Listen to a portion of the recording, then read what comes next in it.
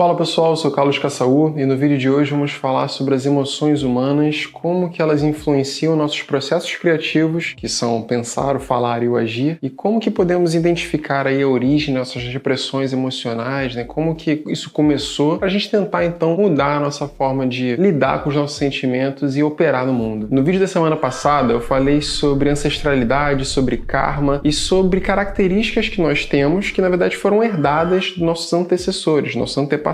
Se você não assistiu esse vídeo ainda, clica aqui em cima e assiste, porque ele vai ser importante para te dar um pouquinho mais de clareza sobre tudo que eu vou falar aqui. E olha, pode parecer óbvio, mas uma vez me falaram assim que o óbvio também precisa ser dito, né? Eu não conhecia essa frase. E a verdade é que eu adoro falar sobre espiritualidade, trazer coisas mais holísticas para conversar aqui sobre como a realidade funciona e coisas da metafísica, coisas desse tipo. Só que não adianta nada a gente saber sobre tudo isso, né? Saber, né? Tentar, né? Criar hipóteses para tentar entender como o mundo funciona se a gente não conhece a si próprio. Porque se no fim das contas nós somos os criadores, né, estamos co-criando tudo o que está acontecendo à nossa volta, é muito importante que nós façamos um trabalho constante de nos conhecermos mais profundamente em todas as nossas nuances para que a gente possa operar no mundo de uma maneira mais fluida, de uma maneira mais harmônica, vivendo na alegria, vivendo só com paz. Então esses vídeos mais profundos, que eu vou falar sobre sentimentos, vou falar sobre questões pessoais assim, até um pouco mais difíceis, mais pesadas, cara, para que a gente possa sempre mudar a nossa ótica sobre essas coisas, que a gente possa aprender sobre si mesmo e então ter uma vida um pouquinho mais fluida. E recentemente, nessas últimas semanas, aconteceu uma sucessão de sincronicidades curiosas comigo que me levaram até aleatoriamente pegar aqui um dos meus livrinhos favoritos,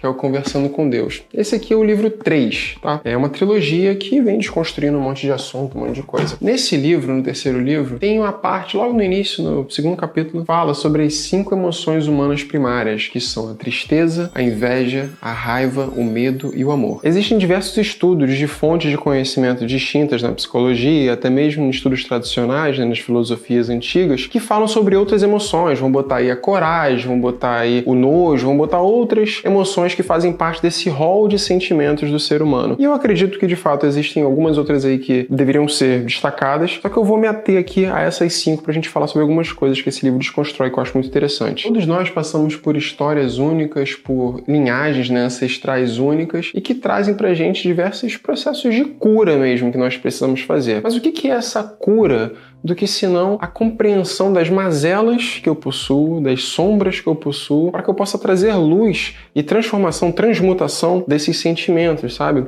Das suas expressões negativas. E o que seria esse negativas? Negativas no sentido de que não me trazem amor, não me trazem abundância, não me trazem felicidade, não me trazem experiências de harmonia, mas trazem experiências de desarmonia. Então, como é que eu consigo curar esses sentimentos? Curar não significa eliminá-los, mas talvez ressignificá-los, talvez compreendê-los, talvez expressá-los de maneira mais harmônica também, para que eu possa viver em mais harmonia. E essas 5 emoções humanas que eu mencionei, quando elas são reprimidas ou eliminadas, né, a possibilidade delas serem expressadas quando nós somos crianças, que é a nossa formação ali dos nossos valores, nossas virtudes, nossa identidade, tudo que a gente pensa que a gente é, quando essas repressões acontecem na nossa infância, nós podemos nos tornar adultos com dificuldade de lidar com esses sentimentos e transformando eles nos seus aspectos mais negativos. Então a tristeza, por exemplo, que é um sentimento natural de ser sentido, quando na infância nós tivemos pais ou familiares que reprimem a gente de expressar esse sentimento, por exemplo, engole o choro, ou, sabe, tá sempre sendo amparado, sempre sendo cuidado para nunca estar sentindo esse sentimento, quando nós somos podados na infância constantemente de sentir, de experienciar esse sentimento, nós podemos nos tornar adultos que têm dificuldade de lidar com a tristeza, podendo expressá-lo de maneira mais crônicas, por exemplo, como depressão. Nos momentos de perda, por exemplo, perda de um emprego, perda de uma parceira ou de um parceiro, perda de um familiar, a gente não saber lidar com esse sentimento dentro da gente que quer somente ser expresso, e por não sabermos expressar, porque não fomos acostumados a expressar esse sentimento ao longo da nossa vida, ele se transforma em outra coisa dentro da gente. Sobre a capacidade de sentir tristeza também, a maioria dos homens tem dificuldade de lidar com isso. E vivemos numa sociedade que não educa a gente, permite os homens a sentir tristeza, né? Nós temos que estar sempre fortes, firmes e viris e não pode chorar, e esse tipo de coisa toda que a gente aprende quando é criança. E como eu falei, esse sentimento, quando não é expresso, pode se transformar numa depressão crônica. Não à toa, de cada 10 suicídios que acontecem no mundo, 8 são homens. Pessoas têm dificuldade de expressar o seu sentimento. Então, se você quer entender um pouquinho mais sobre esse contexto aí de sentimentos masculinos, assiste esse outro vídeo aqui sobre masculinidade saudável e sobre toxicidade masculina. Já a raiva, que também é um outro sentimento natural, ele não necessariamente é tóxico, não necessariamente ele é nocivo, ele é simplesmente inevitável. Quando somos contrariados, quando somos desafiados, esse sentimento ele pode nascer dentro da gente. E quando criança isso acontece muitas vezes. E para todos nós, a raiva pode ser um sentimento que nos dá a capacidade de dizer não, eu não quero viver isso na minha vida, eu não quero mais experienciar esse tipo de dor, esse tipo de experiência, qualquer tipo de coisa, sabe? Nos dá o ímpeto da ação também. E a maioria de nós, quando crianças, aprendemos que não devemos nem sentir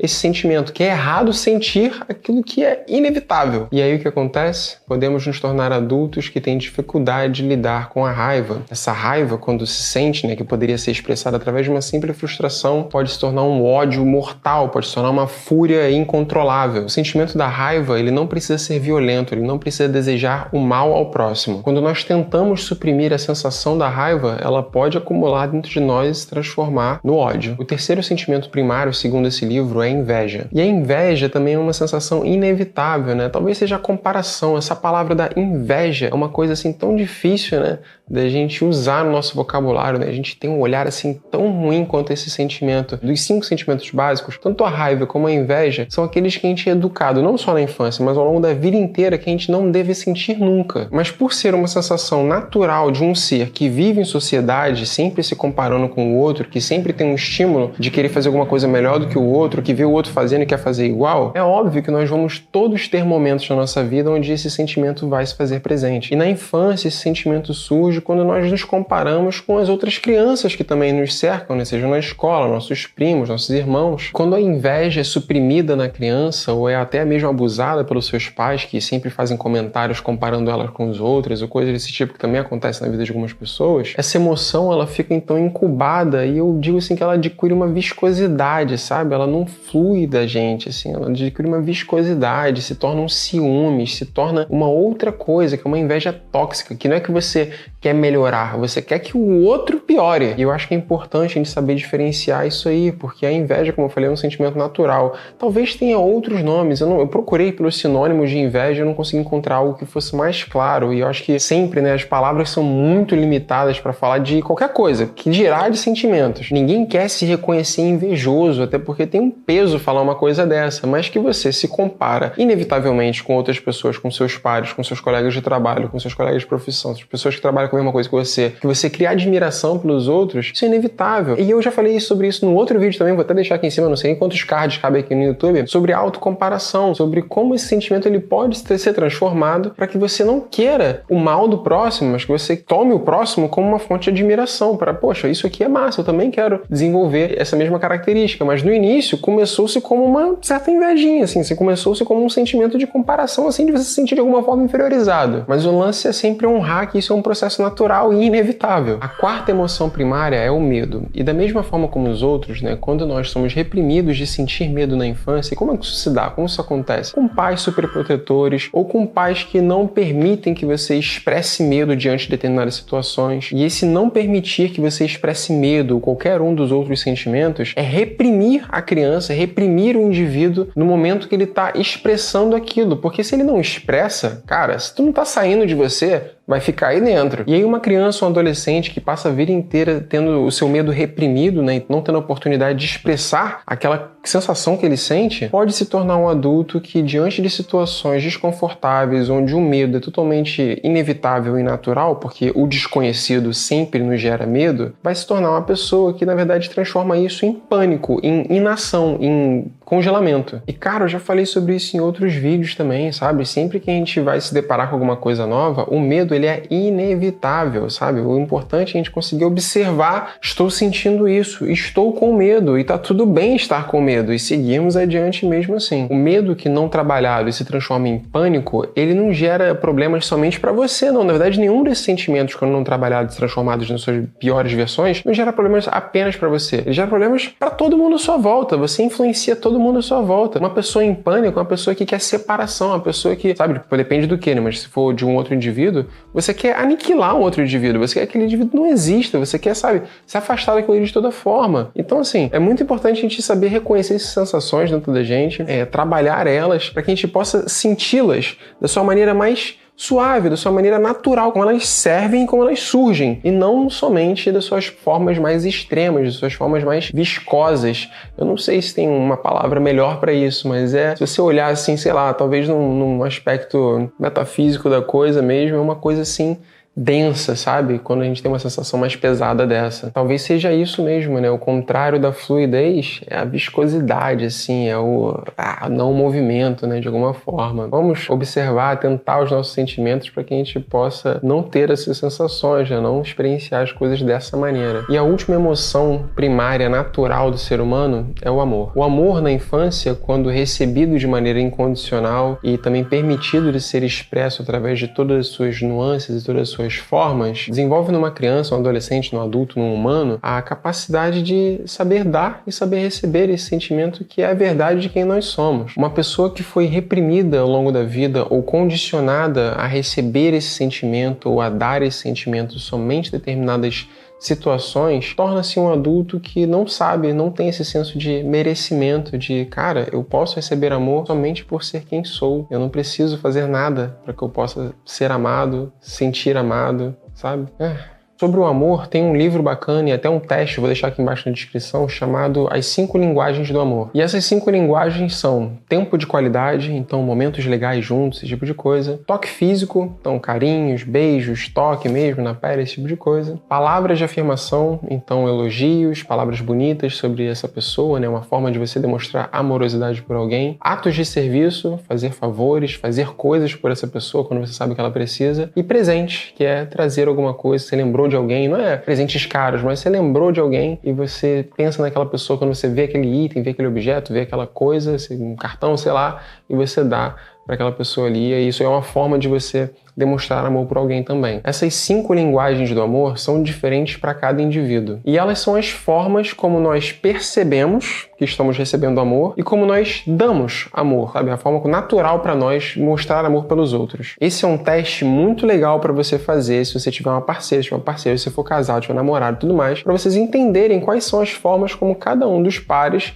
entende, recebe e dá amor um para o outro. Porque assim você tem um pouco mais de noção da importância de determinados atos para cada pessoa, sejam eles as palavras, sejam eles os presentes, sejam eles os atos que você pode fazer de favores, ou sejam eles mesmo o toque físico ou tempo de qualidade. E nós, quando crianças ou adolescentes, somos limitados de expressar qualquer uma dessas 5 formas de amar, ou de receber qualquer uma dessas formas de amar, e como é que é limitar a forma de receber amor? Talvez através de condicionamentos. Você só vai receber isso se você fizer aquilo. Se você tiver nota boa, você vai ter tempo de qualidade. Se você vai ter tempo de qualidade. Se você for bonzinho com não sei quem, se você lavar a casa, se você limpar a casa, você vai então receber um presente, ou enfim, situações distintas, né? Isso depende do contexto educacional de cada um, mas que condicionam a criança a entender que amor só se recebe dessa forma. E entenda que esse dessa forma também não é uma coisa específica, não quer dizer assim, então quer dizer que eu sou um adulto que só entende que eu recebo amor se eu tirar nota boa? Bom, eu não tô mais na escola, né? Não, quer dizer que você precisa provar a si mesmo que você é capaz, que você é merecedor de receber amor, seja ele por sendo sempre o melhor naquilo que você faz, ou assim, essas cobranças internas fazem você ter essa sensação de que ser você mesmo não é suficiente, você precisa fazer coisas para que você possa receber amor. E nós, enquanto adultos, quando tivemos dificuldade ao longo da vida de sentir e experienciar e demonstrar esse sentimento, eu acredito que ele pode se derivar em 2 coisas. No livro fala sobre possessividade, sobre o apego, e eu acho que também uma outra característica que se desenvolve é a apatia, é a incapacidade de sentir. E todos nós passamos por repressões diferentes ao longo da vida que nos impediram de experienciar todos esses sentimentos em todos os seus espectros, e sabe, de botar isso pra fora da gente. E nos tornamos adultos com dificuldade de lidar com essas sensações dentro da gente. Sendo que essas sensações, essas emoções, na verdade são parte de todo o nosso processo criativo. Os nossos pensamentos, as nossas falas, nossas ações estão todas conectadas com as nossas emoções, sobre como nós percebemos e reagimos àquilo que nos é exposto, percebemos e reagimos àquilo que está acontecendo no mundo. E quando nós não temos clareza sobre o que estamos sentindo e como expressar isso, é óbvio que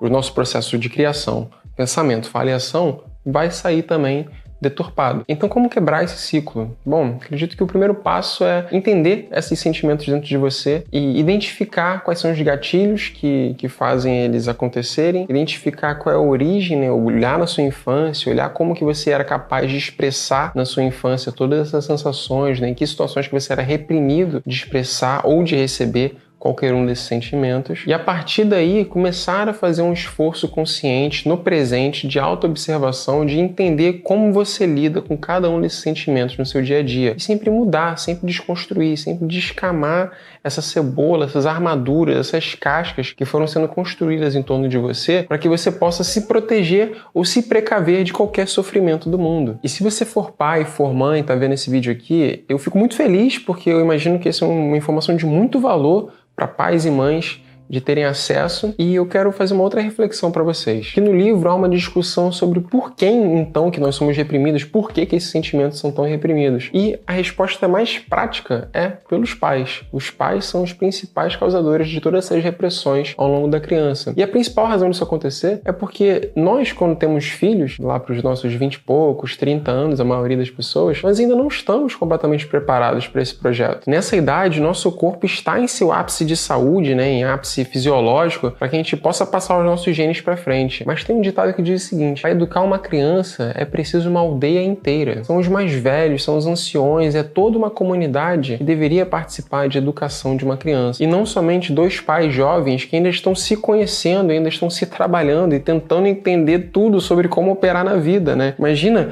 que os dilemas que nós, enquanto homens e pais, temos dentro da gente, nós inevitavelmente vamos passando tempo para os nossos filhos. Então, buscar criar esse senso de comunidade, mesmo dentro do círculo familiar, sabe? Envolver mais a criança dentro dos circuitos ali de tios, avós e primos e tudo mais. Estar buscando sempre esse círculo te ancora, te dá oportunidades de você promover uma educação parental que é mais completa, que é mais diversa, que trazem outras perspectivas, que trazem outras reações emocionais às necessidades da criança de expressar os seus sentimentos. É isso, essa pluralidade que uma tribo, que uma aldeia, que uma comunidade pode proporcionar para um indivíduo em processo de crescimento, de sentir diversas coisas, de expressar diversas coisas com pontos diferentes de outros indivíduos, promove que a criança seja capaz de sentir sua variedade de emoções em diferentes intensidades com diferentes pessoas, tornando-se assim, talvez, eu acredito, um humano com um pouco menos de repressões, sabe? Com um pouco menos de dificuldade de